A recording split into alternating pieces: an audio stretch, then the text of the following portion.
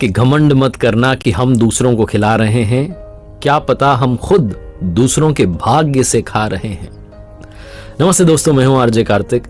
एक रेस्टोरेंट की कहानी जहां का नाश्ता बड़ा फेमस था।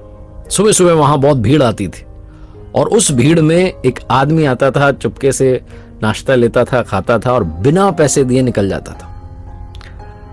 वहां का नाश्ता धीरे धीरे पॉपुलर होता जा रहा था, भीड़ बढ़ती जा रही थी। एक बिजनेसमैन था, उसने आना शुरू किया। पहले दिन उसे नाश्ता अच्छा लगा तो वो लगातार आने लगा और उसने ये चीज नोटिस की कि एक आदमी आ रहा है, चुपके से खा रहा है, निकल जा रहा है, पैसे नहीं दे रहा है। पहले दिन उसे लगा ठीक है भाई, आया होगा कोई।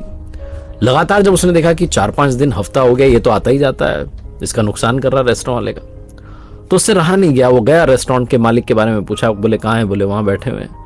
जाकर के बोला भाई साहब आपसे एक इंपॉर्टेंट बात करनी है। उसने कहा थोड़ा सा कस्टमर ज्यादा है, अभी फ्री हो जाएं, अगर आपके पास टाइम हो तो हम फ्री होके बात करते हैं। उसने कहा ठीक है। रुका हो, इंतजार किया उसने कि आज तो बता के जाऊंगा।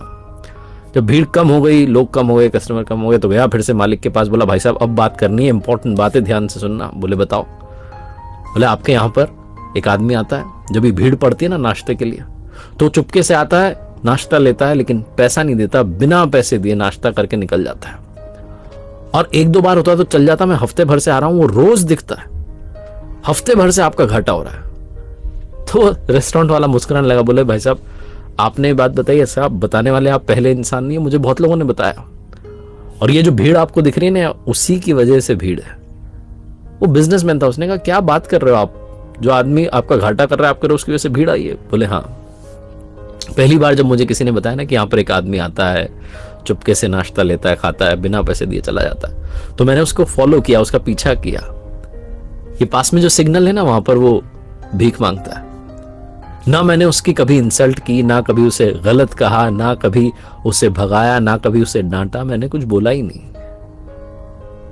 मैंने एक दिन देखा, पता है क्या, वो रेस्टोरेंट के बाहर था और हाथ जोड़ के ऊपर वाले की तरफ कुछ कह रहा था। शायद वो कह रहा था कि इस रेस्टोरेंट में भीड़ आ जाए तो मैं चुपके से जाऊं, खाऊं, बिना पैसे दिए निकल जाऊं।